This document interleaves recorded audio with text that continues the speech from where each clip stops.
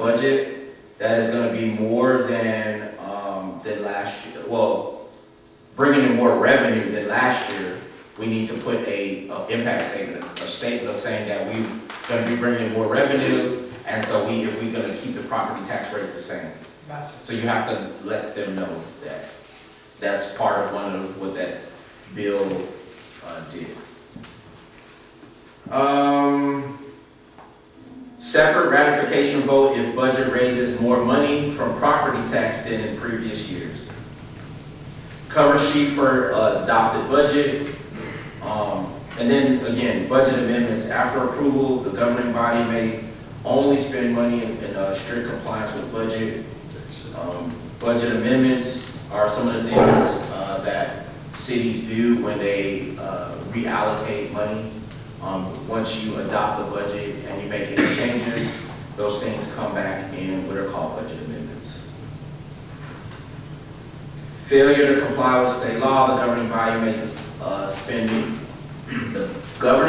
may spend municipal funds only in strict compliance with the budget. To finally, a hard time with audits and bond ratings. Obviously, we had our our audit. That information does impact, this next month will be coming up, we'll be going out for the audit for FY 24-25, the RFP. Property tax, the chief appraisal provides the total value of property in the city. We have an estimate right now. August 7th, we'll have the final property, that final rate and that final number. Right now, we're last year I think it was about 35,000. This year, estimate is only about 15.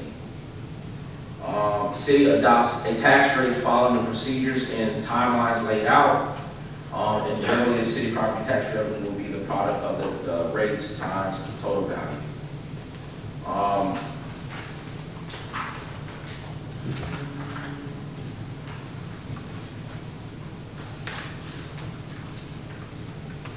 Again, we will, so if you go to the next page where it talks about tax rate terms, to no new revenue rate, voter approval rate, unused increment rate, and de minimis rate.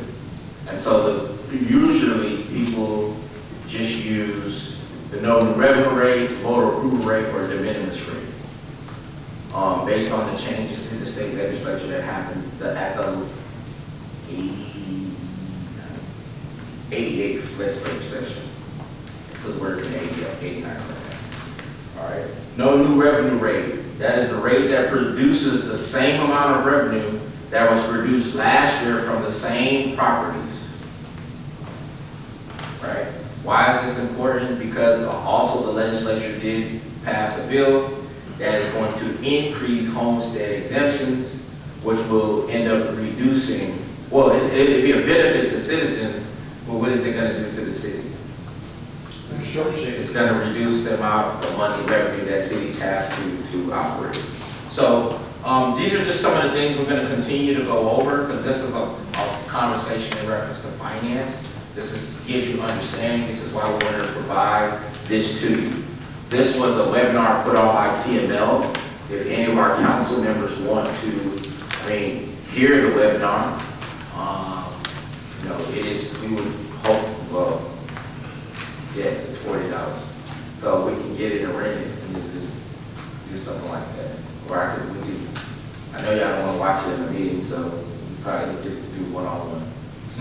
So again, voter approval tax rate, the rate that would produce the same amount of maintenance and operations revenue as last year, plus 3.5% plus the unused increment rate, plus the debt service.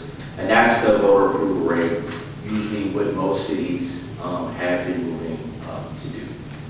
This is the rate that triggers an automatic election if the city exceeds it. So that's, you have what some people kind of are known as the rollback rate. This is calculated differently for special taxing units. We're not one of them. This could be if you have an MPD or some other type of entity. This other unused increment rate banks revenue that the city could be raised by adopting a tax rate in preceding years equal to the voter approval rate. Then you have the de minimis rate.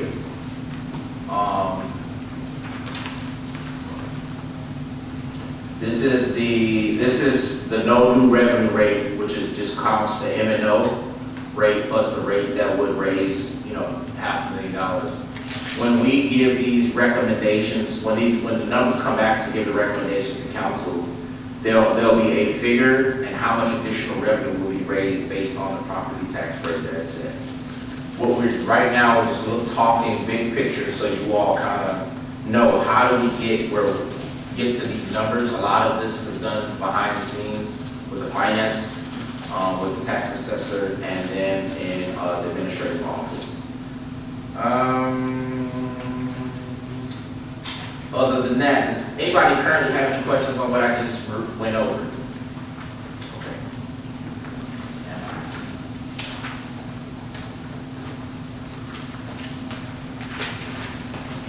All right.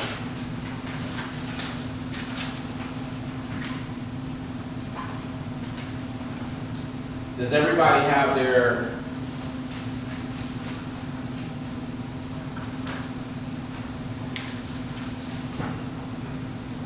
local elected leadership model?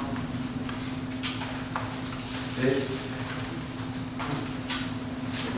should be in the packet behind that other sheet. Should be behind the HB 1522. Someone's here.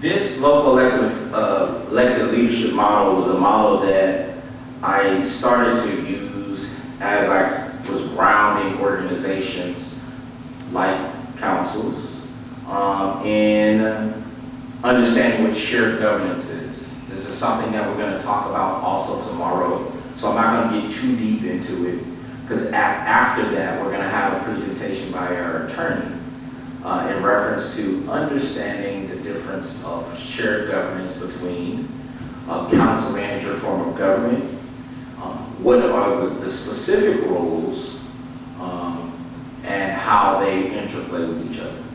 And so that presentation will be happening by our attorney. So for those of you who we're in for a treat, so I won't go too much into it tonight. I just want to kind of get to this, I'll do this today, so I don't have to do it tomorrow. To ensure that this thought process, why have a retreat? I think it's very important that we have a retreat. Some people, a lot of cities have a retreat. So if you've been to, if you've been to another city, a lot of people have retreats. And it's important for team building. It's important for alignment.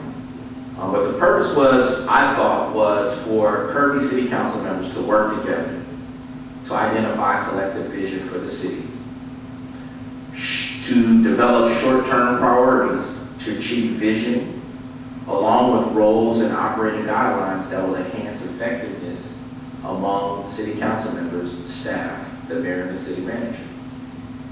That's kind of like the purpose. Then you talk about goals. What are the goals? What goals will help us get there in reference to what we're saying? Increasing the understanding and appreciation of fellow council members in order to enhance the ability of council to provide collective leadership for the city.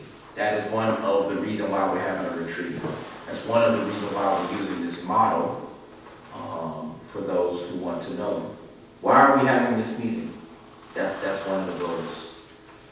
To review a model that can assist the council in providing effective guidance and governance, maximizing staff efforts in achieving the council's policy direction. Let me say that again. Providing effective governance in maximizing staff's effort in achieving council's policy direction. Gaining an understanding of each individual council member's perspective on important leadership issues and assets, needs, and desires to bring initiatives for the city. Develop a collective council vision with desired future states that will provide clear long-term policy direction. Identify and agree on short-term priorities that will achieve the vision as the desired future moving forward. Clarifying roles and develop a set of operating guidelines to maximize the effectiveness of working relationships among council members and mayor and staff, which are some of the things that we currently have experienced today. And identifying specific actions to communicate council's vision, priority to stakeholders, and to solidify accountability through staff's working planning efforts. We're a collective team. And then identify next steps for addressing council's leadership work to include staff follow-up with a strategic plan. The point, or if you look at your model, so your local elected officials model, there's the vision, principles, and operating guidelines. And so we'll briefly touch on that tomorrow, and then after that we'll have the training by our attorney for the day tomorrow.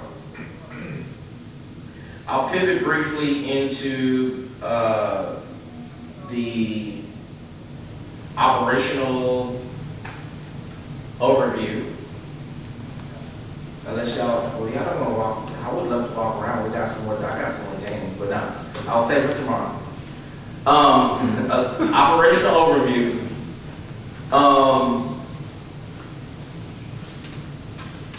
The city of Kirby operates under a council manager form of government. The city council sets policy direction, while the city manager oversees the day-to-day operations and implements council's priorities through the management of the city departments. Does everybody understand that? Your elected leaders